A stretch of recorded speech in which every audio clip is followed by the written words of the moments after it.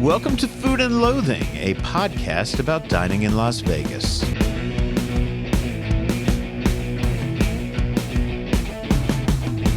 No jokes this week. I'm not feeling funny.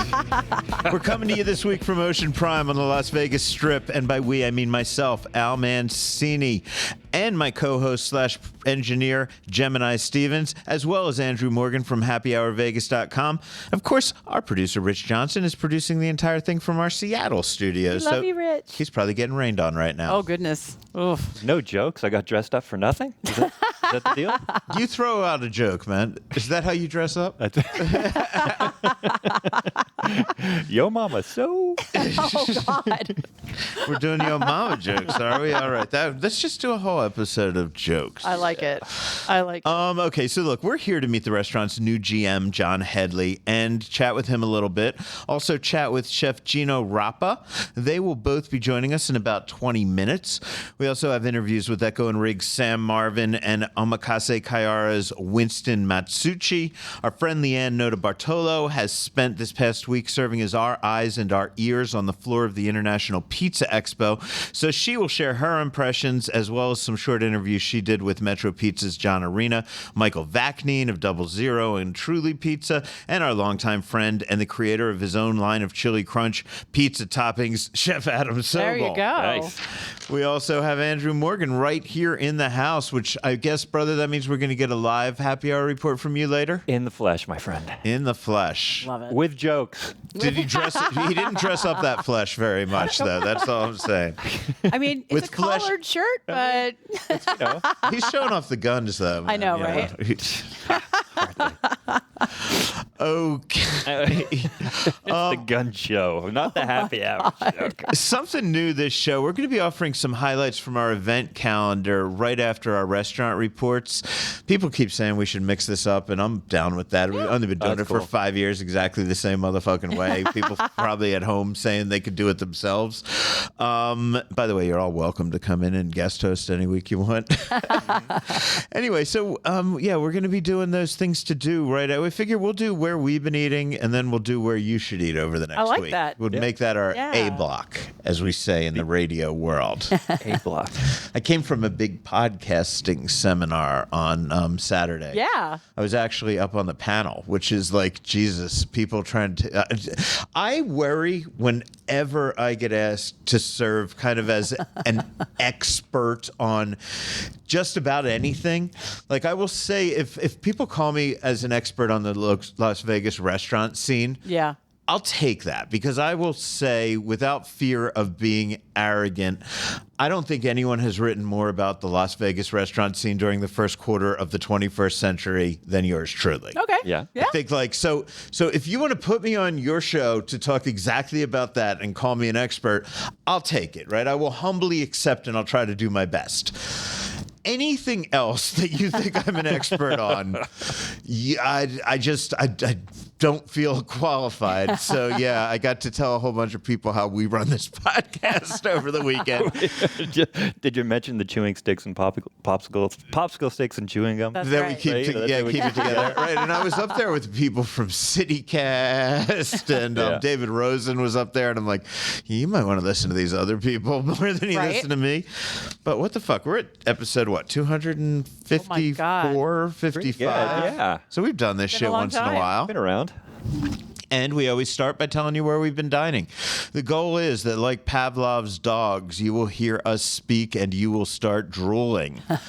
We're throwing that pressure on Andrew Morgan to start it off. Andrew, anything good that Yeah. you've dined or that you put in your mouth hole recently? So wasn't there, in the Pavlov's experiment, wasn't there a bell or something? Ding, ding. Ding, ding, ding. All right. There we go. Are we fucking drooling yet or what? I don't know. All right. So last Thursday, I had the privilege of going to the J-Lo show at Caesars. Okay. That was kind of fun. I mean, why not? I went with my daughter. So we get a little early, a little hungry. We are at Caesars. I said, you know what? Let's go to the F1 arcade. Have you been? No. I am going on Friday, the day this drops, and I wanted to bring a kid that's a family member, a team that we tried to do these things with, but it didn't work out schedule-wise. Yeah. So it's just going to be me and Sue. We're going Friday night. I'm excited. What should I Tell be me looking more. for? Look, I mean, the menu, so they play it based on, obviously, F1, which is very international. Yeah. So they have flavors from all over the world, different teams, different races, all that good stuff. So it was pretty interesting in that sense. And, of course, the games that are there are pretty fun. But standard, you got your burgers and sliders, you got your flatbreads, you got your tacos. And I thought they were all fantastic. Really, really good. Just before a show, I was with my kids. Cool. So I enjoyed it. Did you ride any race cars or do any of that stuff? I tried, but, Did you win? Are you No. too tall to ride this ride, I or just- like? No, I just suck at it. Just like, It's not a normal style of driving. It's not the way you get around. There were no orange cones. Right. People from Vegas cannot participate in a driving game unless there are motherfucking Correct. orange cones. Correct. And then, of course, you can have all the drinks you want and get behind the wheel of those things. Oh, God. I find that kind Yeah. of interesting in itself. But anyways, so yeah, it was a good time. Highly recommend it. 2 days later, I get this note. You guys might have got it too, where it's like, now it's 50% off for locals. Oh goodness. Locals. No, So- that's awesome. Yeah. That's so- fantastic. So it is kind of like a happy hour if you think about it, because it starts at 5 till close. And on the weekends, it's 1 p.m. to close. Almost everything is 50% off. They have a menu. You can go online, check it out. But Done. I'm telling you. This Let's is do like, it. And I'm going tonight, so we're going to be talking about this next week too. Yes. Perfect. Show your ID. Get 50% off. No, You're good to I'm on the guest list. go. Man. They called him an expert. Exactly. I don't play like the rest of y'all. That's right. Okay, where else, my brother? Let me see. That's all I got. Okay, right that's now, all yeah. you got. No worries, Yeah. man. You took the wind out of my sails with being the VIP. I'm like, I'm not I going to didn't tell. go yet. You I'm not just telling you anything. you are the breaking news. I was on excited F1. about my F1 tacos, and no, I got shat on. Man, Oh, boy. you gotta keep up, man. You're I running know. with the big dogs That's now. right. No, right. We're really not big dogs, but we are. We do like to sleep in bed. We're those kind of dogs.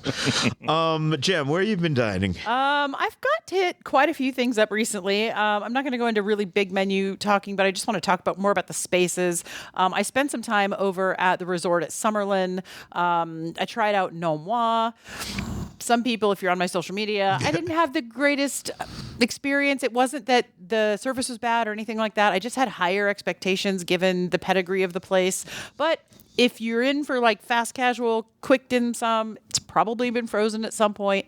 It actually, Yeah, I love. We just throw out these allegations without calling to I check. said probably. Hey, Jeff, give us a call. Let us Yeah. know. We saw that Cisco truck parked in the Oh, back. gosh. So come on. So I wanted to like it a lot more.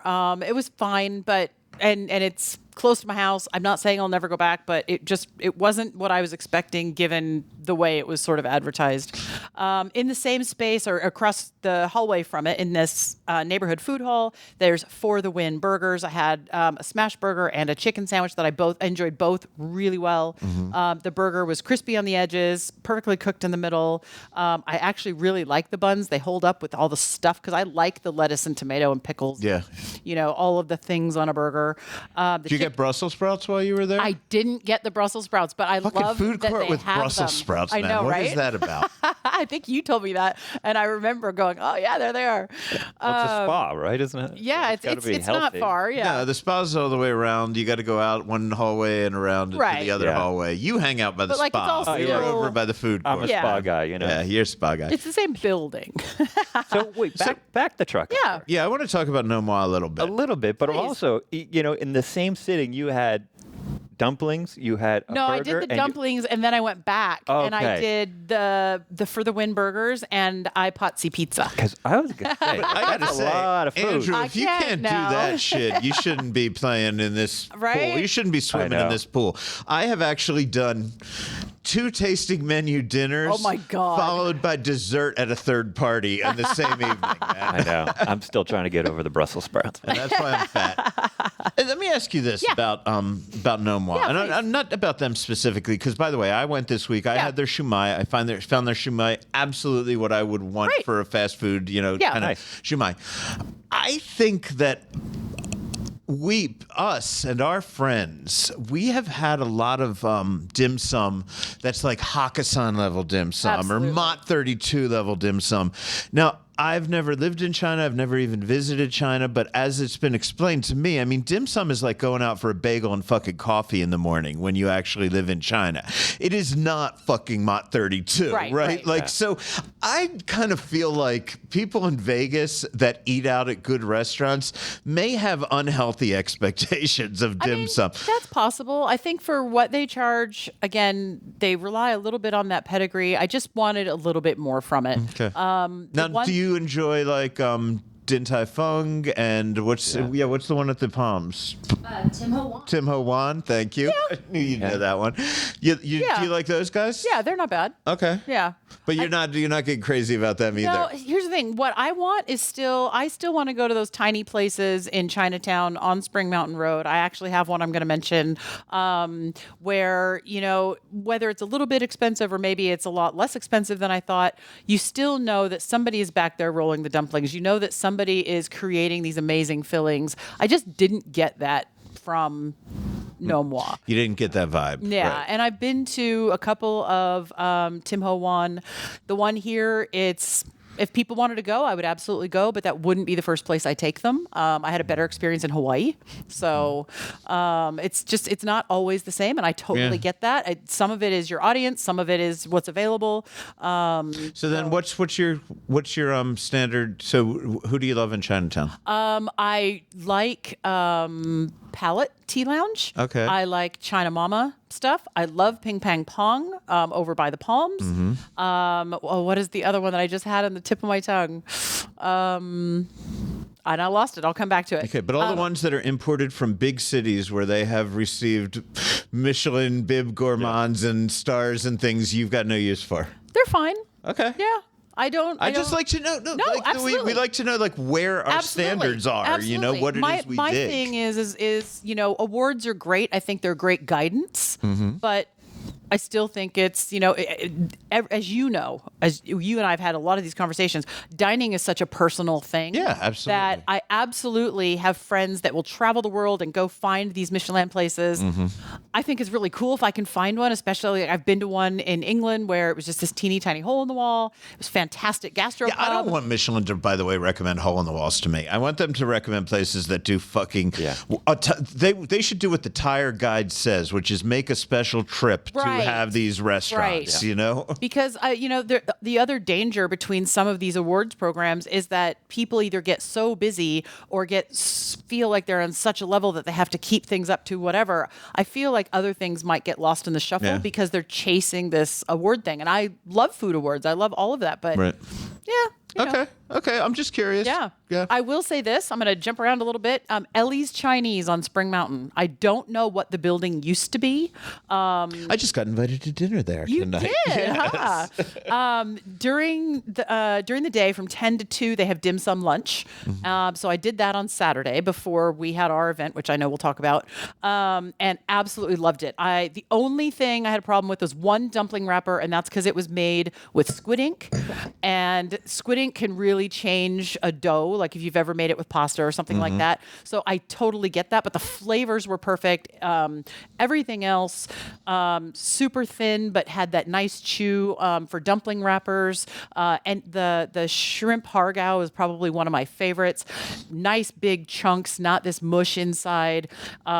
Typical sauce stuff on the table. They'll bring you a little thing. You can mix and match your own. Ellie's. Good to know. And you and I have both checked in by saying that we do not like xiaolong dumplings, right? No, neither one of us. No, we were not impressed by that. We both wanted to be, but we were not. Yeah. Oh, and obviously, I mean, I love XLB from Shanghai Taste. I wouldn't say that's a full-blown dim sum, but I have to throw it out there if I'm going to be bitching about dumplings, because theirs are great. And this concludes the dumpling portion of our program. Just mental note, though, Ellie's. Yeah. No, all chunks, no mush. Yeah. We're good. Fantastic. Okay. Yeah. Lots of food, flavors, great pricing. So I tried another new thing to me this weekend, Taco Escobar on Fremont. Yeah. Yes. Oh, Andrew loves that place, man. He lives there. I made a note because of talking to you. do. Yes. And a friend who just moved back to town wanted to get together, and so we went over there, sat outside, beautiful weather. I got 2 of the Taco Escobar styles, which is the cheese instead of the... I loved it. It was so tasty. The portions are huge. I didn't think it was that expensive. No. Full-blown bar if that's what you want to do. And that's the Evil Pie team. Running that. Yeah, and it's across the street from and it's Evil right Pie. across the street. You see the same people that you saw on Evil Pie. You know, it's a good restaurant organization. Plus, that specific street they have good people at, right? And we got chips and esquites and some salsas and things like that. Like the 3 of us really enjoyed our food. I probably ordered a little too much, so I took some home, put those tacos in the oven, and they reheat just fine. It was delicious. I mean, I'm forgetting what it is. The happy hour, it's like 2 tacos and a beer for $8 or something like that. Yeah. It's ridiculous. Yeah. And sit outside or inside, doesn't matter. Right. People watching. And just like Evil Pie, they have that big window that opens up so you get that indoor-outdoor feel anyway. So, really, really enjoyed it. And then just shout out to the team at Silver Stamp. I hadn't been in there in a long time. Popped in there for a cheeky one in the afternoon. Really, really enjoyed it. They've been doing some great events and stuff lately. Great beer bar in the Arts District for those who are not familiar on with. Imperial. Really had a fun weekend. Okay, Awesome Possum, man. You know that Louis C.K. bit about Awesome Possum? I've heard the term, but not him specifically, no. Okay. What about you? A couple of places I need to mention. I'm going to start. I know we're sitting in a steakhouse today. I shouldn't talk about other steakhouses. I'm going to feel like I'm cheating on them here. But Boa Steakhouse. I loved this place, and that surprised me a little. It shouldn't surprise me, but it did surprise me. Where is that? It is on the 2nd floor of the Palazzo. It is in the space that was immediately previously, it was Villa Azur. Oh, yeah. Before that, it was Anse, which was the only real Nikkei restaurant this town has ever had. That's a whole other story. I won't go off on that tangent right now. And before that, it was an Emerald restaurant called Table 34. Yes. So it's up there. Table 34 or Table 10? Table 10. Yeah. Table 10, Table 34, something else. Sorry. Not 32. Table 10. Table 10. Oh, now do I have to add these numbers and divide by something in order to get the tip? Yes, Nobody there's a quiz. Nobody told me fucking math today. Come on. So Boa's up there now. The place is gorgeous. The floor, that 2nd floor ridiculousness of the Palazzo that always looked like a fucking ghost town. They've been building the restaurants out further into the hallway, right? Okay. So they've given like everybody their own little patio section, right? Like a couple years ago, they expanded Sushi Samba.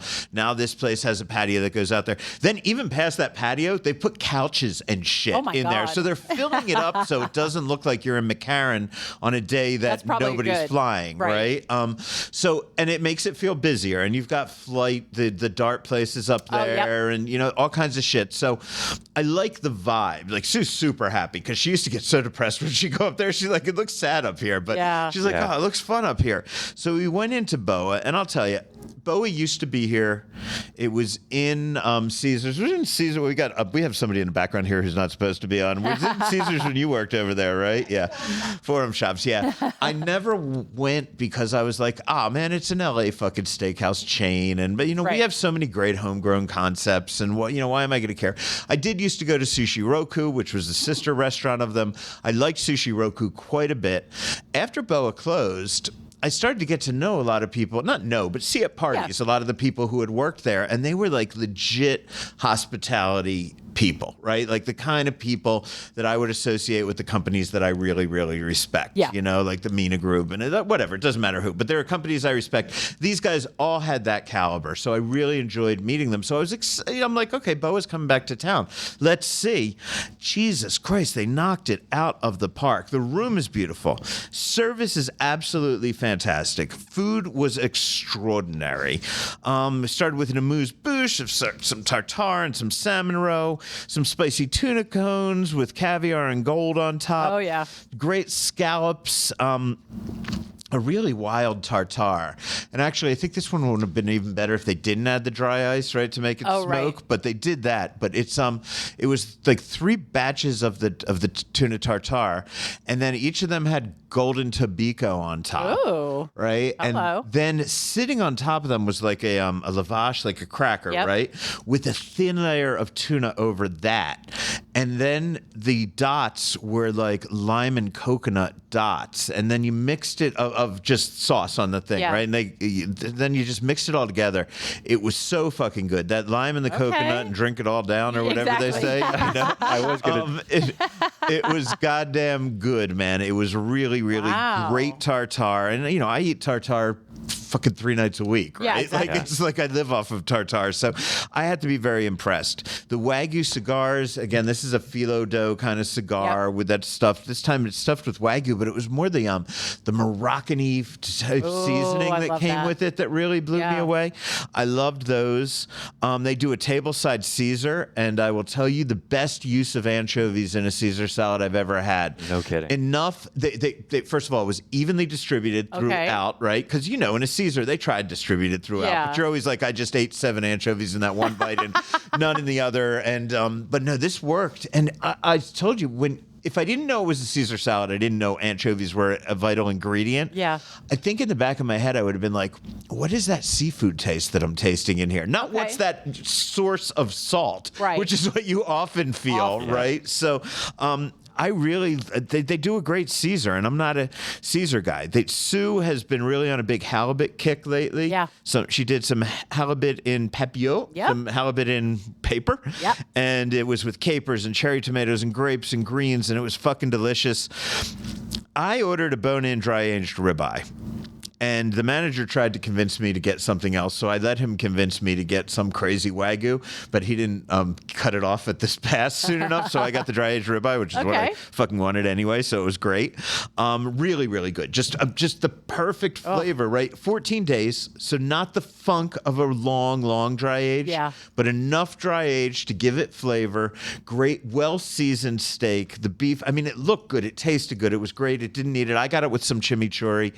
You don't need it. It was probably the steak in the past year that tasted best just all by itself that I've had. So it was fucking amazing.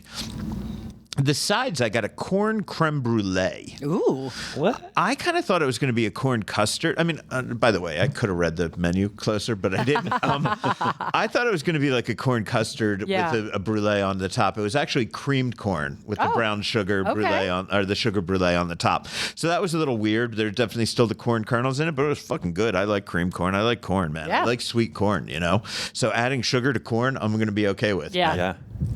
Garlic mashed potatoes. We did some fantastic cookies for dessert. There's sticky toffee pudding. Yeah, it's up there with any of Ramsey's 8 different versions that he does in this town. I mean, seriously. And then some great cheesecake. So that was fantastic. Bravo. This is all boa? Boa steak. And Rob Cashel-Reese was on this podcast a week or two ago, and he was raving about it as well. He loves it. It was just added to Neon Feast because people were just sending back surveys saying they love Boa Steakhouse. And is this the $55 steak? No. Al sent me. He said it's $55. No, stop it. Don't even talk about that. Okay, so I did a quick bite at Noma. I liked the shumai better than you liked what you had. I went into St. Felix Sin City again. We did their nachos. Cool. Their wings are just dead on what you want buffalo wings to be. They're a little drier than the ones I had at Hard Rock, which I like because when you have a really kind of look, buffalo wings can have a lot of fat on them, a lot of skin, a lot of fatty skin. And if you don't make it dry and crispy, right, then it just gets like you're chewing on blubber. And these guys did it. They made it nice and dry and crispy, and it was fantastic, perfect classic taste. But I'll tell you, I go to St. Felix Sin City for the pierogies at this point. Ooh. Pierogies, I'm going to call them the best pierogies in town, only because only 3 motherfucking people make them that I know of. And this is the one that's closest to my house. There you go. They're the best fucking pierogies in town since Alman City. And all of that stuff's on their happy hour. It's a great deal there. Yeah. So. It is. And Johnny's a cool cat, so we like Johnny. Gemini and I hosted the Chefs for Kids Awards dinner and auction. That was great. I want to give a shout out to the banquet and catering team at Luxor and Mandalay Bay. As I said that night, you know, the unsung heroes of the hotel dining world are banquets and catering. Those guys there's a lot of talent on those teams. things don't always come out like, it's not like Robuchon food arriving at your table, right? So they because things are in those hot boxes, they kind of get a little bit of a bad reputation, but they're great chefs and they did a great job. I was really happy. Also, I had done a podcasting seminar, like I said, over there. Birria El Campo was on the east side of town. Yes. I hadn't been there in a while. Everybody makes birria these days, and nobody makes it with fucking goat. And if you're not having birria de chivo, which is goat birria, you're not having proper birria. You and I know I wholeheartedly agree. Goat is one so of my we favorite. did some queso tacos, Sue and I, in this tiny little divey place on way the fuck East Charleston. It is also on Neon Feast under Best Mexican. Love it. Nice. Go check it out. Do that. And then I dropped by the inaugural edition of Echo and Riggs Chef's Table Dinner Series. I spoke to chef owner Sam Marvin to get the lowdown on what this series is, and rather than me explain it, let's have him do that. We're showing the whole restaurant. Every table is a chef's table. So what it is it's a 4-course dinner. It's bringing value to our guests on a Monday night. It's really treating them special. I'm able to leverage a lot of my relationships in the food industry. So I'm bringing people things that they can't even imagine. And a value at 25 cents on the dollar is what I'm trying to do. Okay, so we're here at the first one. You took me through the kitchen. You showed me some of the product. Tell people what you put together at a $50 price tag, because it's pretty amazing. Yeah, so you start out with a little amuse-bouche, and that's a Wagyu house-cured pastrami on a little bit of a pumpernickel rye. It's a one-biter. And then we move into a Caesar salad, and it's all-you-can-eat Caesar salad, unlimited. And then we go to a 12-ounce, full-blood American Wagyu New York from Bella Cattle that is off the charts. I've never seen American Wagyu that looks like this. They're very new. They're coming to market, and I'm one of their new reps and using their cattle. So we're the first time anyone out here's ever used a Bella Cattle American Wagyu. It's off the charts. And then after your Wagyu steak, you have unlimited Kennebec fries. And then we're doing a berry cobbler, blackberry, raspberry, and blueberry crumble with vanilla bean ice cream. And you get it all for $55. The steak alone is a $120 steak, Al. Right. No, that's pretty amazing. And the steaks do look gorgeous. I mean, yeah, I've never seen an American product with that kind of marbling. Yeah, it's amazing. I'm very excited. They brought the best ranch from all of Australia called Mayura Station, and he's come out and partnered with the people from Tennessee, and it's a joint venture. It's like Lafitte coming out and working with Mondavi, right? That's how it feels. Wow. Okay, so that is a $50 thing that you're doing tonight. There's a lot of unlimiteds. You got the unlimited Caesar. You got the what else? The unlimited fries, right? That kind of stuff. And then you have this amazing steak. But Chef's Table is not a one-off event. This is something that you're going to be repeating. So I'm curious, how frequently will you be repeating it? Will you be using the same type of product, or will you be introducing a brand new product that you're excited about each time? How's that going to work? Yeah, so our next one, you're right, it's not a one-off. Our next Chef's Table, it will be April 20th, and we're going to seafood focus. So right now I'm working on the menu, but it's going to be something amazing, right? Like a giant jumbo prawn, or head-on beautiful Australian lobster tails, or we're working with my seafood vendor now. I want to bring the value. So again, I've been working with this same seafood vendor for 35 years. So he's excited to be part and collaborate. I'm finding collaborations with different vendors. So the next one's going to be seafood focused. We'll have some meat dishes in there, but really we're going to focus on some seafood that's super special. And again, value. And are you trying to keep $50 as the target price point for all of these? Yeah, I think $55 is going to be our target price point for every Monday night. And eventually, right, like tonight we sold out, maybe after we were up for 8-10 days. We're hoping to build a following that, we do 200 people, and that's a great Monday night for us. And, we're going to get to doing it every 2 weeks, maybe eventually every week. Okay. It'll be our night, Monday night.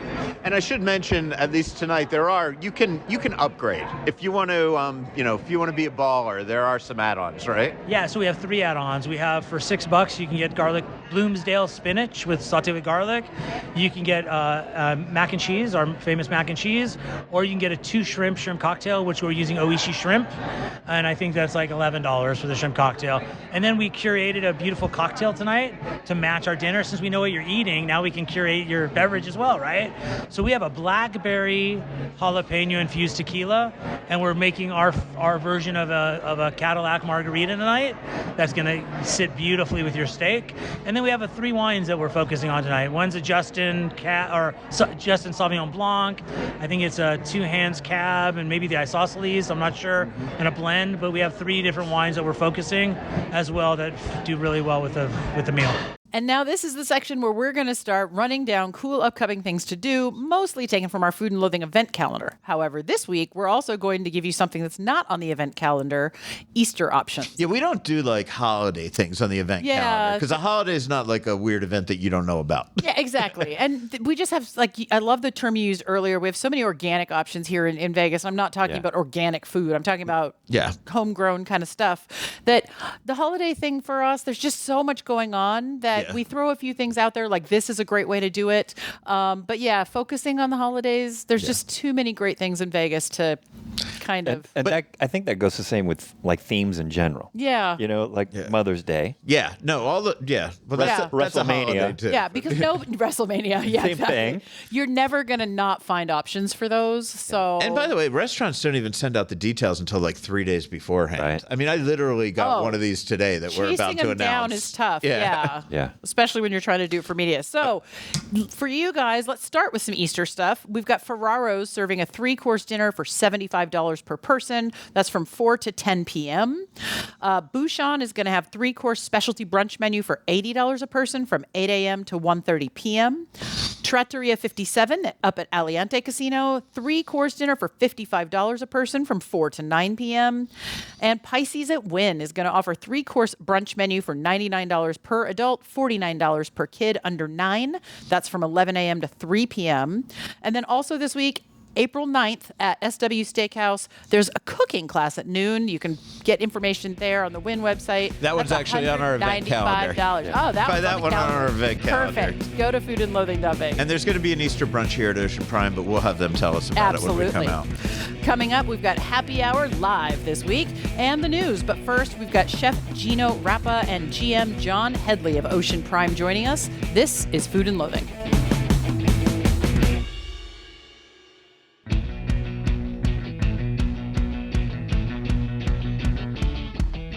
As promised, joining us right now, we have Chef Gino Rappa of Ocean Prime, which is where we're sitting, of course, and their relatively new GM, John Headley. They both just sat down, but besides just taking a seat at our wonderful table here, they brought booze. So we need to talk. We got to talk about what you brought in here. So first of all, gentlemen, welcome. We're going to do this kind of one at a time. We're going to talk to John first. We're going to talk to Chef Gino first. We're going to talk to John a little bit after. But Chef, can you tell me what is out here booze-wise for us? This was my wheelhouse. I was the beverage manager before I became GM. So we have some handcrafted spirits here, handcrafted cocktails with premium spirits, fresh squeezed juices every single day, crafted to order. So these are on happy hour, half off the original price. So here we have our Black Orchid, picturesque, served on an orchid sphere. We sell a lot of these. They're very popular. If you have one, you're definitely going to have 2 or 3 because they go down very easy. You don't say. No. And I was going to say, Andrew, reach over. Let's find out. Yeah, exactly. So that's going to be blackberry, Belvedere, and lemongrass, as well as white cranberry juice, just a little bit of sour mix as well, and then Saint Germain, which is very popular, just a dash of Saint Germain to give it that floral note. Shakes up really nice. Obviously, you got ice crystals on top. And the description doesn't give how pretty it is when you say on an orchid ice cube, because it's a cocktail ball with an orchid frozen inside. That's exactly. Awesome. Exactly. Love it. Masterpiece. And again, okay, so they're drinking that one. We're going to let them come back with what it tastes like. What is this other one that's sitting in front of me right now? This is very popular. Best value on happy hour by far. So regularly $43 comes down to $21.50 during happy hour. So premium spirit Angel's Envy Rye gives a little bit of a spice note to this old fashioned. We mix that with Demerara syrup, which we make in house daily, in addition to Angostura Classic and orange bitters. So rounds it out, gives a little citrus note, little herbaceousness. Very beautiful, beautifully smoked with cherry wood. So we let it marinate. We like to pour a sip, let the rest marinate. Turns into a beautiful, beautiful cocktail. I love the drama behind it when it was introduced because there was smoke in the carafe and then he's pouring from the carafe over the cocktail ice. Yeah. Like, Good. This is, my wife is an old fashioned drinker, but she is like old fashioned. Don't show off during your old fashions, right? And so I'm usually the one ordering for her. So I'm the one pissing off the bartender that I'm Right. always saying, just bring me an old fashioned. This is a fancy pants old fashioned that I would recommend to her. Yeah. Because it's pretty good. Can we slide this down to those guys oh, down yeah. Yeah. And that's my favorite before one you as well. dig into that, Andrew, thoughts on the orchid there? I'm like, well, so there's a reason why I brought 100 CES tech nerds to come up here for happy hour because they need to escape from the mundane of over at Aria to come And here. how So do you it was- not? These are gorgeous. It's beautiful. And that was Yeah. unanimous. And I Unanimous tend not to amazing like stuff. sweeter drinks, so I, off my own with just reading the menu, I might not order the black orchid, but it is super well balanced. I love the tartness. You said there's the white cranberry and some other stuff in there. Yeah. That's fantastic. That is really nice. Cheers to you. Cheers. Okay. So, Chef Gino, how are you, sir? Good. How you guys doing? I'm doing well. No cocktails for you. I'll You're take not drinking some, with us? After the shift, maybe have a couple. Okay, That's cool. that smoked old fashioned is my favorite. It's That's the good. best one. Yeah. Best one. So, Chef, there's a lot that goes on here at Ocean Prime, and it's a very interesting restaurant. Obviously, it's a great steakhouse in a city that has a lot of fantastic steakhouses. That doesn't mean that it's not better than quite a few of them. It is. But what makes it exciting to me are the things that you do beyond steak, right? First of all, the seafood. Right, the seafood makes this place fantastic. Some of the appetizers, the different menus you do, but I want to start with your philosophy towards seafood first, right? Because when Ocean Prime opened up a few years ago, everybody was doing market seafood, right? The deal in Las Vegas was you walk over, you look at a fish, you point at it, and then they cook it one of two ways Right. for you. And by the way, that was a brilliant concept when we first saw it at Milo's 15 years ago, and then everyone ripped it off. And what I really liked about Ocean Prime was you do composed seafood dishes. This is actually, you order a seafood dish and it comes on a plate with a whole bunch of other stuff, and it's great. So tell me, what's your philosophy towards seafood? Well, seafood, I think the main thing with seafood is getting it in as fresh as you can. Like we're getting seafood in sometimes twice a day and filleting it twice a day to keep the freshness. And like I said, we're ordering it every single day and just waiting to the last minute to cut it so it stays fresh, and then just being real delicate with it and making sure the customer has the freshest, most available thing that they can have. When we talk about just ordering a composed seafood dish, what fish right now are really hot, right? And I bring this up because, I remember a time when it was like, give the big five fish a break, right? But fortunately, we've moved around. Like some things that nobody would ever eat, now they're eating, right? So what's happening right now in the world of popular fish to eat? I think there's just a lot of fish abundancy right now, and we're getting a lot of really good fish. We get a really true Florida snapper, and it's beautiful fish right from the Gulf of Florida. It's, like I said, a true Florida snapper. It's buttery. I mean, it's pearly white. It's an unbelievable fish. And also our Chilean sea bass is one of my favorites. It comes on a bed of whipped potatoes, a little bit of some sliced truffles, some broccolini. Fantastic little truffle vinaigrette poured tableside. It's just unbelievable great. It's one of the best fishes out there, I believe. I'm going to show my ignorance. Is it common to have 2 deliveries a day to really focus on that? We try to do that just to keep freshness. Yeah. Try to cut it. Like I said, we'll cut it in the morning and then we'll also cut it at night. We don't always do that, but majority of the time we'll try to do that. That's as much as we amazing. can. Just keep it as fresh and not Damn. cut it till service. Yeah. Just No, that's stay as fresh as possible. It's a huge point. Thank you. Very cool. You're welcome. And your dedication to seafood goes beyond just the typical steak and seafood restaurant. You do sushi, which, Chris, you're not the only steakhouse in the world to do sushi, but I always love it when somebody does sushi. You also do a very different kind of cold seafood tower in a town where I recently was at a restaurant where the cheapest cold seafood tower was $250. You guys allow people to do it at their own budget. Could you tell me about that? Yeah, so here at Ocean Prime, we want to give people the best quality at the best price, and which we do here. And we build those towers, according to what the guests would like. You can put anything from dressed lobster on there, crab legs, oysters, shrimp cocktail. I mean, we get creative with it. We put the dry ice on it so it smokes throughout the dining room when it bring it out. It's fantastic. Build your own, and whatever you want on it, we'll make it happen. Yeah, I mean that's great because you can have a little small seafood tower, you can have a giant beastly one bigger than anybody else. You could and if you have preferences or allergies, like you could mix and match and make sure that everybody's happy. Yeah, that is so cool. Absolutely love that, man. That is definitely like a very key thing. Sure, jump in. Yeah. And the best part is much of it is on happy hour. So dressed lobster, oysters, crab cocktail, all half off. So those seafood towers fly out the window during happy hour. I'm tracking that. I didn't want to sound like a broken record over here. But yes, it is. Bar dress, like your office. I know. Like I'm moving right in here, man. I love that. Do you have a sushi chef on staff, I'm assuming? Yes, we do. Twice a day. We have one in the morning and one at night, and they prepare all the sushi. Like I said, we are filleting fish for sushi 2 to 3 times a day. So we try to just wait till we get orders and start filleting it. We'll do it in the morning, a mid-shift, and then throughout the evening we'll do it as well, just to keep it as fresh as we can. Okay.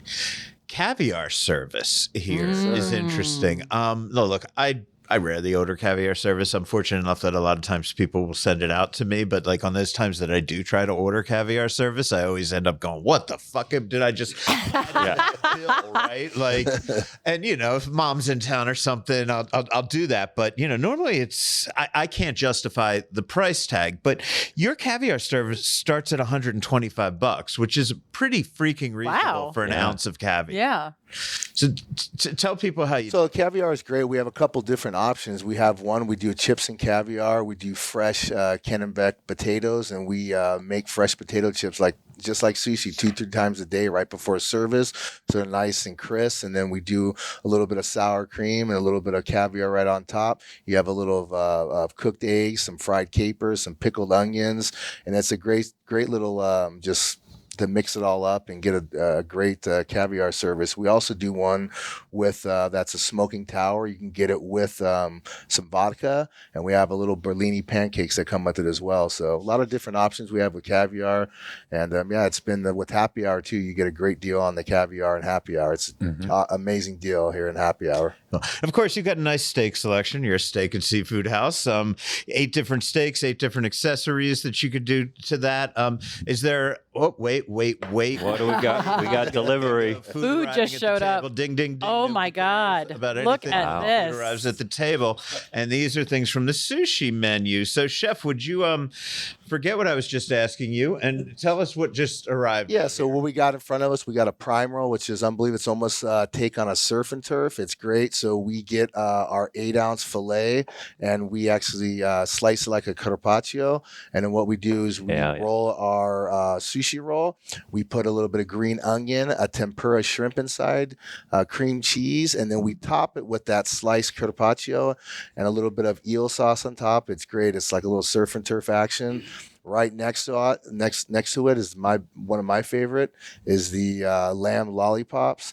Best deal in town you get 3 beautiful lollipops, a little bit of green onions, a little bit of sesame seed, and it's in a soy butter like a teriyaki. It's almost like a teriyaki rack of lamb, and it's half off during happy hour as long as our sushi, chips and caviar, our dressed lobster that's in front of us as well. I mean, best, if you guys have not been here, best happy hour in town for sure. Oh yeah, look, those lambs, like happy hour.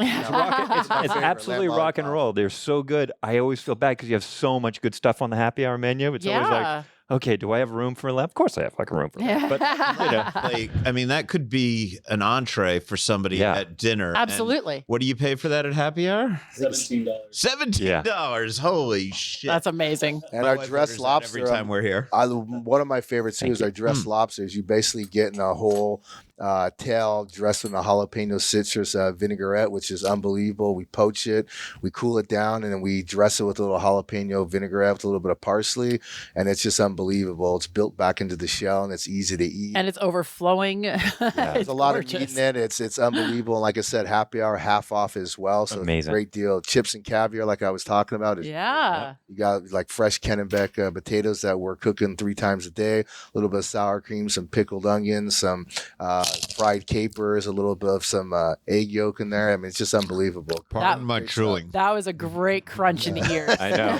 Perfect. Here. Oh, man. Oh my So good. God. That's what keeps the potato chips really fresh and crisp, is that, doing them 2-3 times a day to keep them that fresh and crisp. We all want the customers to get that freshness and crispiness you can hear when they're eating them right now. So, Jeff, Yeah. just a quick rundown of the steaks what's your steak program like? Your beef Oh program man, here. so we got anywhere from, we got prime, we got Wagyus. I mean, I can start. We have an 8-ounce, a 10-ounce, we have a 14-ounce New York, we have a 12-ounce New York that is dry aged for about 28 to 32 days. That is unbelievable. We also have an 8-ounce Piemontese steak, which is one of my favorites. We have a 7-ounce Wagyu. We also do A5, Japanese A5, and actually that's a great one on happy hour. Do Wagyu stick. So we do a 1-ounce Wagyu stick, and it's an A5, and it's unbelievable. I think it's $11 we do for that, and it's unbelievable. Wow. But and we got some fresh oysters. You got right here. You got some East and West Coast, a little bit of horseradish and cocktail, and some lemons. And, Love it. yeah, eat away. You still have the Wagyu burger on the happy hour? Still got the Wagyu. Another one too. There's another great one. You got. Keep going and going on with this happy hour. We do. You're selling me. I love We're it. going to move beyond happy hour. Jeff, could you pass off the headset over here? We're going to talk to John a little bit more during this section. We're a little short on equipment today. That's my fault. I've been babysitting the equipment, apparently. I lost the Hoarding baby. it. I don't know. But what is interesting, we just talked about the happy hour at length, we'll say. But there's a lot more going on here, John. Like, you do so many things that other steakhouses on the Strip do not do. You have a lunch menu. You have a happy hour menu that's extensive. You have a brunch menu on the weekends. So there's a little bit of everything and experience for everyone here at Ocean Prime, right? Yeah, there sure is. The majority of our reservations are special occasions. I'd say a good, 40 to 50% are celebrating something, whether it's the day of or, the weeks around it.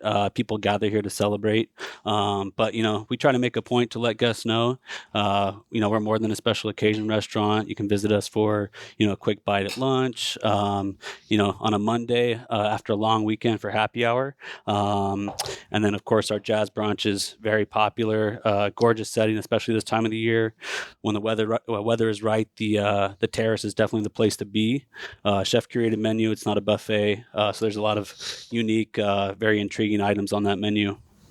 So I can tell how long this place has been here because I was on that balcony watching the Golden Knights victory parade, which was a great place to watch that from because your balcony is right there at the center of the universe. You're at the corner of Harmon and Las Vegas Boulevard. I mean, it doesn't get any better than that. No, it sure doesn't. It's definitely a blessing to work here. Chef and I talk about it all the time. Like, if you're having a tough day, a challenging day, you just walk out on that terrace, take a deep breath, take it all in. You realize you're at the center of the Strip working for, in our opinion, the best restaurant on the Strip. And, it's hard to stay in that mood for long. That terrace makes a great viewing deck for a lot of the special occasions on the Strip. So fireworks come right off Planet Hollywood on New Year's Eve. Yeah. We've been very fortunate with that event. F1, of course, prime viewing angle for F1. So doesn't get any better than that. Yeah. Wow. Yeah. So big parties. Do you get buyouts during F1? We certainly do. Yeah. We certainly do. So one of the things that's really intriguing about Ocean Prime to me, I got to meet the founder of your company, Cameron Mitchell. And I interviewed him prior to this place opening. I was very impressed with his ethic with regard to hospitality and what. Now, he has a biography out, and it is called Yes is the Answer. Now, What's the Question?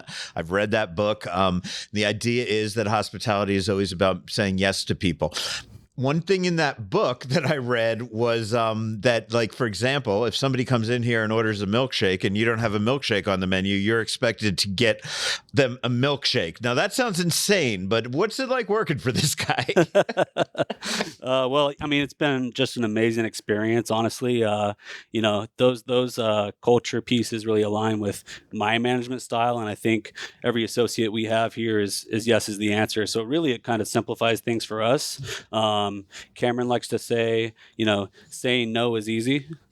Yes requires work. So, we do the right work to make sure that the associates first and foremost feel empowered and taken care of, and have a great work experience, and in turn that trickles down to taking care of the guests at a very high level, unparalleled hospitality in my opinion.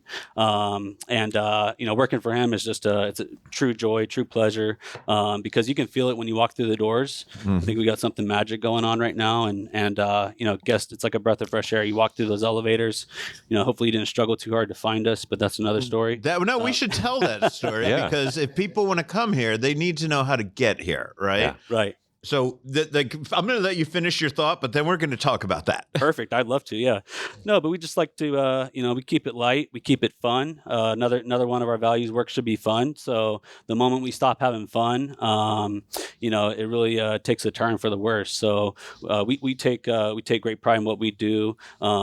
We have a shared commitment to excellence, but it starts with taking care of each other first. And that all trickles down from, the culture that Cameron wrote down. If you don't know this, he wrote down the entire culture that still stands to this day, 8 months before he opened his first restaurant. So it's tried and true. And it really is just a guiding compass for us managers to live by. So when, first of all, how many Ocean Primes are there, and then how many restaurants are there in the restaurant group that owns this? Because there's a lot. We got you hear that?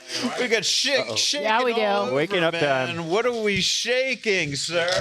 Most popular cocktail on our menu is berries and bubbles. So this consists of some Kettle One citron, a little bit of creme de cassis, our house-made sour mix, dry ice to make it smoke for you, and then we're going to top this off with some Grand Marnier infused berries. Berries are strawberries, blueberries, and blackberries. Wow. Okay, I'm going to let our friends over there taste that, and we're going to finish talking real quick about this. So, how large is the restaurant group? Because I heard there's like 100 restaurants and then quite a few Ocean Primes within that, right? Yeah, so we have 100 restaurants collectively. We have now actually 21 restaurants, including Nashville, that just started their orientation. That's our latest Ocean Prime. They're going to open in about a month or so. So we're coast to coast presence. Farthest west is Beverly Hills. And then the furthest east would be probably Boston, I would imagine, Boston Seaport. Nationwide presence. We pride ourselves on consistency. And obviously that hospitality is what carries us, right? That's what guests have become accustomed to. And that's the one thing that is non-negotiable, right, is the genuine hospitality. Is it easier to find people with that hospitality mindset in Las Vegas than in other markets? Because for years, and this may have changed, and I think things changed a lot since COVID when people went back home and realized they could stay where they were. There was fine dining everywhere. But for years, Vegas hospitality was a notch above. People got into hospitality because they wanted to be in hospitality. They weren't trying to sell their fucking screenplay or get on Broadway or whatever, right? So is it easier for you guys to find people in Vegas, or is it, there's good people everywhere? Well, I mean, there's great people everywhere for sure. It's been a blessing for us that we have an amazing staff. We were blessed to have, a number of transfers from other restaurants within our company. And then we hired, I'd say 50% of the staff were local hires. The thing that sticks out to me about the staff here is, the professionalism. These guys are they're tried and tested pros, and they're doing it for the right reasons. So they genuinely love what they do. And they carry the baton for the rest of the country and the world, in my opinion. We're blessed to have hundreds of applicants in our pipeline to choose from. So it's all about picking the right candidate, but more importantly, treating them great, so they find the value in staying and growing their career with us. Cool. Andrew and Gemini are tasting the bubbly, fruity thing. So I'd like a quick comment from you guys on what that's all about, and then we're going to talk location, and then we're going to have to move on. Yeah, our tiniest bit of sweet, great tart. The showmanship is great, but it's also just really well balanced, fun. I like the fruit in it. Really kind of fantastic. When you think like you want a cocktail, afternoon cocktail, this hits it. Yeah. That hits the mark. Yeah. Perfect. Ice cold glass. Oh my God. And then we've got some sushi and, of course, some lamb. Drama, all kinds of great. Yeah. this Yeah, and this is- lobster's great that I'm eating right now. Oh, yeah. Okay, so real quick, you're in this strange building. It's part of CityCenter. It's not really attached, walkable to anywhere from CityCenter. I like to tell people that if they live in Vegas, they come down Harmon, and there's a valet right there, and then you take an elevator straight up here. But you can also get here from Cosmopolitan or from the Crystals Mall at Aria, but it's a little complicated. It's like you walk across the bridge and then you got to take an elevator. So I'm going to ask you, because you are here, Right. how do people get here if they're on the Strip? Well, it's disorienting to say the least, right? This corner can be. However, if you find Jason Aldean's, right, which is our sister, it's not our sister restaurant, but it's our shared tenant of 63. We're directly on top of Jason Aldean's. So our elevator is tucked away just near the Arte Museum's entrance on level 2. So that's the best reference point I can give someone walking that's, a little exasperated. We do have directions on our website, video directions, as well as written directions and a little map. But we like to say once you find us, you know how to get back. Okay, great. Guys, thank you both for your time. Thank you for all this food. We're going to be stuck here eating for like an hour after we finish because it's fantastic. And I don't want any of it Stuck to go here. to I'm waste. home. What are you talking We've got about? oysters now that are at the table. The lobster's going great. Anyway, thank you guys very, very much for your time. Place is beautiful, great vibe, different vibes in different rooms. Just people should show up. So come and check it out. If we haven't mentioned, we like the happy hour here. Oh my if you gosh. haven't been able to We're get that. underscoring that, yeah. And on that note, we have a full happy hour report coming up, as well as the news. This is Food and Loathing. Need a restaurant recommendation? Then you need Neon Feast, the most convenient, most comprehensive, and most trustworthy collection of Las Vegas restaurant recommendations on the internet. Veteran food journalist Al Mancini, whom you might remember from, listening to this podcast, asked the city's top chefs, restaurateurs, critics, journalists, and influencers for their favorite spots in more than 100 categories. Why take the advice of an anonymous online wannabe or a paid influencer? Neon Feast will tell you where people in the industry send their family and friends for a great date night, to watch a big game, or get a taste of Old Vegas. Looking for a great steakhouse? You want a great burger? Maybe a little caviar? Need a place in Summerlin South, the Arts District, or Seven Hills? Las Vegas brings the neon. Local foodies provide the feast at neonfeast.com or the Neon Feast mobile app. And it is time for another happy hour report, this one being done in person. If you don't know what this is all about, Andrew Morgan, who you've been listening to this entire episode, is the creator of happyhourvegas.com. They track about 500 happy hours and across the valley, on the Strip, off the Strip. They do them by themes. They do them all sorts of ways. I like to say they do for booze what Neon Feast does for food. I like it. Andrew, you come on every week and you give us a little update. Some weeks you have a theme, but I think this week we're just talking about newbies, right? We are going to talk about some newbies while we're sitting at the table, at Ocean Prime, and Gemini are 3 drinks into I know, it we've already. got all kinds of stuff here. We're feeling good about this happy hour. Look, not to beat a dead horse or anything, but this Ocean Prime has. Yeah. This is, you guys know me, you hear me all the time. I'm like, this is my go-to. This is my happy hour jam. I love it here. So, all good. But yeah, exciting. I mean, it's Vegas. Always something new. Always something happening over there. And there's a couple of new ones that came up recently. What you got? I've got Butcher and Thief. Okay. We know Butcher and Thief. Yeah. Right? So Corey and the gang over there. For those who don't know, that's from the guys from Carson Kitchen. That's right. Yeah, and now they're down in the Bend. Yeah. It is a steakhouse intended to be an affordable steakhouse across the board. Exactly. So that's over there at the Bend, Southwest. And look, it's not only just a great happy hour to be at, but it's in terms of you've got this 1,800 square feet of outdoor patio space. So it's an amazing space there, especially this time of year. They actually have that indoor-outdoor bar. Yeah. Right? So I love one something side like of the that. bar, you Yeah. could sit outside. The other side of the bar, I guess it's self-explanatory. You don't need me to walk you through that. You understand what indoor-outdoor means? I'll shut the fuck Exactly. up. You're in, and then you're out too. That's right. Wow. But so Butcher and Thief. that's definitely great. I mean, look, peanut butter bacon. that's pretty good on the happy hour menu. I love that one, right? Better than it sounds. It's better than it sounds. And that Newski bacon he uses in it is fantastic. Amazing. And the jumbo shrimp, the house cocktail, that's OG Vegas type of shrimp. So I love it. So what are the prices during happy hour? I mean, shrimp's $15, peanut butter bacon's $9. Like everything's under $20 kind of thing. Beer's $4. Great wine for what is it, $8 or something like that. Okay. $7. So I mean, again, and it's at that part of town where it's like you're stumbling distance from the place. So why not? And if I spend too much time at happy hour, I may have to stumble home. So that's okay.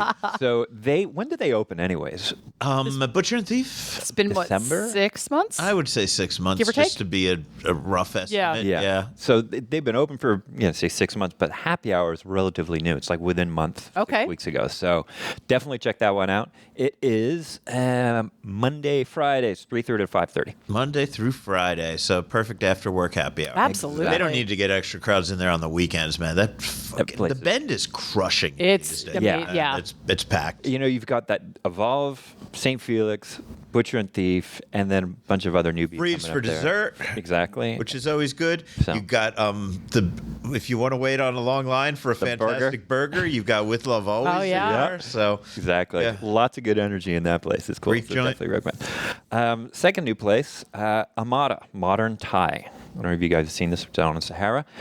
Right now, their happy hour is sangria. So it's 50% off sangria. Okay. But I'll tell you what, it's a great excuse to go there and eat the food because who's the chef there? He came in. He was from... I've been hearing a lot about Amada. Yeah. So they definitely got a backstory. Yeah. There is definitely Chef Pino. Spent years as executive chef at Hakkasan. Okay. So he decided to pack up his knives and said, hey, I'm going to go, start my own deal, Southwest Vegas. And there you go. So Cool. All the kids are raving about the food. It's amazing. And This is sangria. this is just right now, they're calling it golden hour, and it's sangria. But I heard from a little bird that they're going to start offering a lot more food next little while. They're just getting their footing and stuff So like that. get in now and you can, knew they had happy hour before it was cool. That's my point. Is sangria a Thai thing? The way they make it, they've got like 3 or 4 different sangrias. Okay. And you can get them by the pitcher. So it's a great little social thing going on there. So anyways, I'm a fan. I love it. Awesome. Let's Definitely go. check it out. That's it. Let's I like go. it. You and I. All right. Within the next week or so. Thai food, I love it. Let's do it. Yeah. Amazing. Okay. Yeah. Is that wrapping up our happy hour Look, report that's for the week? that's all. There's a bunch of new ones that came out, but not recently. Like Pachi Pachi. I'm a big fan of that one. I think it's underrated, and I think everyone needs to definitely go visit that Carson place. Avenue in the Fremont East District. Exactly. And then Created by Brandon Powers, Yep. the mad right. genius who created Golden Tiki and Evil Pie. that would make sense because it is such a creative noodles floating all over the place kind of joint. Love I it. love it. It's so good there. And then, of course, I just mentioned earlier, it's not technically a happy hour, but the F1 Arcade, 50% off for locals. Yeah. Go do it. If you're not a VIP like Al, I know. you got to Right? show your ID. He's got a card and everything. I don't know. I got a love it. car. Yeah. I'm actually on Team Porsche or something. Ooh. I like it. Just making shit up. That's how we roll. Making shit up to have something to say. Okay, Andrew, thanks so much. Again, if you want to know about happy hours, there's no place better to go than happyhourvegas.com. They have 500 plus, and you can spend a lot of time reading, and then you can spend a lot of time getting drunk, and you can still have money left over. Yeah, and invite me. I'll meet you there. We'll do it. I love that. Okay. Well, now we have some news for you. Starting with James Beard nominations. This morning, as we record the James Beard nominations, these are the finalists, have been announced. And in Las Vegas, Tamba has been put up for Best New Restaurant. Sarah Thompson over at Casa Playa in the Wynn is up for Best Chef Southwest, as is Brian Howard at Sparrow and Wolf, also Best Chef Southwest nominees. So congratulations to those in Vegas that got through to this round. I think those awards usually go, because it's near my birthday, so I turn it into a trip. That'll be in June. So, yeah. Good luck, guys. Good luck to all of them. Yeah. Tamba is fucking fantastic. One of the best restaurants to open last year in Las Vegas. Absolutely. Hands fucking down. Yeah, absolutely. Yeah, and it's a Thai. I mean, I'm sorry. It's an Indian fucking fusion. Yep. It's modern Indian, which takes in the other surrounding countries around India, the way that Indians would eat those other flavor profiles. That's great. Look, Sarah Thompson at Casa Playa and Brian Howard at Sparrow and Wolf. That's a tough one.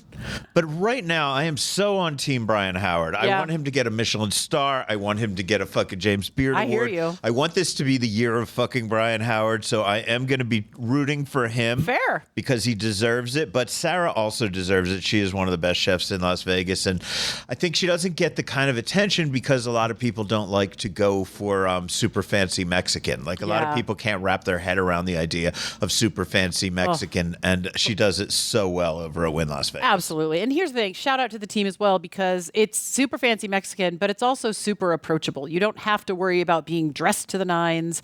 The service is great. There's still a casual vibe to it because it's got that upper beach club kind of thing going on when you go in. Yeah, because you got Encore Beach Club right out the door. Yeah. And so the inside part, you're not getting the oons out at all the day clubs, but you are getting that sort of beachy, vibey, and I do like that a lot. Yeah. So and I think like the nightlife aspect of it is actually being run by the folks over at Carver Hospitality. There you go. I believe Carver Road, right? Yep. So it's going to be solid. They're both great chefs. Yeah. What's weird is I didn't make it, but one of Brian Howard's bar snacks pop-up events, late night pop-up events, recently was with Chef Sarah. That's so Thompson. cool. Even better. So they're friends, and I'm sure they're friends with the Tamba guys. So let's hope we get at least 2 this year. That I don't know. would be amazing. James that would Beard, be awesome. me and James Beard. Well, I mean, I don't know what they think of me, but my personal opinion of James Beard's been so iffy these days. I don't know. It's weird. We'd maybe do a whole episode on what I think about James Beard, but I won't bore you with it now.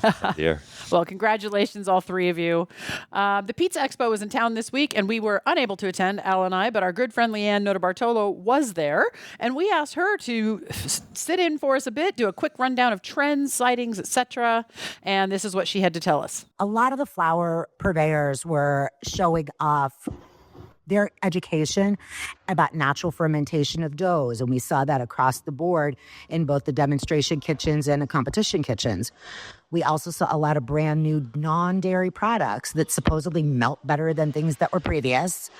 And I just noticed a lot of refreshing takes on classically done things. So the margarita has always been great, but with a different tomato or a different type of crust and pesto instead of basil. It was just, I like going because I like to check out whatever's new hitting the market that's available for home consumers because I like to teach people how to cook. And did you get the chance to go to any of the competitions? And if so, what was that scene all about? I did not get to attend any of the competition this year, but I did attend a couple of the education seminars that are held on the main floor. Tony Gemini and the guys that he picks to work with him are always phenomenal. And every time I listen to him or John Arena speak, I learn something that I can apply in my own kitchen, which the people that are there are in the industry, they're looking to improve their business, and I'm sure they're taking away a lot of great stuff as well. She also spoke to a few of Vegas's top pizzaioli about what they like about the expo, starting with Michael Vakneen of Double Zero, as well as Truly Pizza. That's the California restaurants that they've got. It's like seeing friends and family. It's a homecoming. So it's everyone you get to work with that is stationed all over the country nationally, coming into one space at the same time. And it's a big homecoming event for us all to get together. It's a party. It's not just the expo, but it's a communal thing that allows us to all embrace, and we're very supportive of one another. And it's a yearly for us, whereas in other industries this is almost more like a reunion. She also spoke to John Arena about another fantastic aspect of the show, and that is education. The education is vital because there was a time when we didn't have any formal training and formal education process. So it's so important that people get good, solid information, and they have the best speakers in the world, the most experienced pizza makers in the world at Expo. So that goes so far in helping the industry to progress and help and building the culture, building the legitimate information. There's always mythology about pizza, of course. but there's also science behind pizza. Yes. And this event has the best collection of speakers who have firsthand experience, the best collection of trained educators. And longtime Las Vegas chef Adam Sobel, most recently a a VP with the Mina Group, was there promoting his Chili Crunch pizza topping. I have a deep passion for pizza and pizza making, but I realized I didn't want to be doing that for the rest of my life. So I created a condiment that was, dedicated to pizza. So Pizza Crunch. We use pizza as a Trojan horse to break through into a marketplace that Chili Crunch is really popular, but nothing compares to this. All the ingredients come from our farm in Sicily. It's made for pizza, but ready for anything. That's kind of our motto and our tagline. And then we launched the Truffle Porcini Crunch, which is being really well received. We launched 10 days ago with that, and we sold out 3,000 jars in 10 days. And this expo, I started coming in this years ago, and to be able to bring something to the table that's unique and different, and then see people enjoy it, it's a very rewarding. Man, LeAnne did a great job for us at this. How fun. I don't know if you've told people that, but you're going to do a little exploratory research in Europe for the rest of the summer. I don't know but anyway, you're going to be out of town for about 6 weeks. Yeah. We're going to try to get you in via Zoom if we can figure out time differences and shit like that, and everybody's cool. And I don't know, and you're not in an Irish pub the whole fucking time getting shit-faced. Oh, that's just the first couple weeks. But yes, we'll do that too. But we're not going to try to connect with you every week. I don't want to ruin your fucking party. When I'm in Italy in June, you're going to hold down the fort without me. So we're going to try to hold down the fort without you. And LeAnne next week. I think LeAnne's going to be my guest. Yeah. Not my guest. LeAnne's going to be the you of next week. She's going to be our co-host. So I'm excited about that. So thanks to her for doing such a great job for us. And I can't wait to be sitting down with her next week. Yeah. The cherry blossoms are in bloom, which, as far as I know, is usually only really a thing in Washington, D.C. and Japan. But it is also a big thing at Omakase Kyara, where chef Winston Matsuuchi has rolled out several dishes infused with the flavor of sakura, a.k.a. cherry blossoms. He told me about it, starting with why cherry blossom season is so important in Japanese culture. Japanese cherry blossom, it represents, or it signifies how short our life are, how fleeting our life is, so that when the cherry blossoms are blooming, that means we should all celebrate. The same thing as in our life, that once we're here, we're present, we should all celebrate our existence, and then boom, within the span of a couple weeks, all the cherry blossoms are gone, and then, for human life, we pass. So cherry blossom just signifies that, while we're here, we should all celebrate, we should be here, be present with each other, and then once it's gone, it's gone. So it just represents how short life really is. And I understand that it also represents an ingredient that you can only you find a certain time of year. Could you tell me about that? So sakura blossoms have a distinct taste. It's a very floral sweet flavor.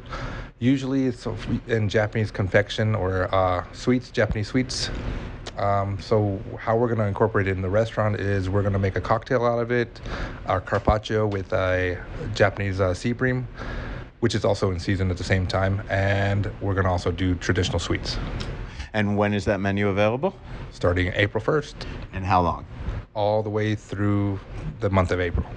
And while I have you here, because this is the word omakase is in the title of this restaurant, I saw that some of these are available a la carte, though, correct? Correct. If you want to enjoy them separately, of course.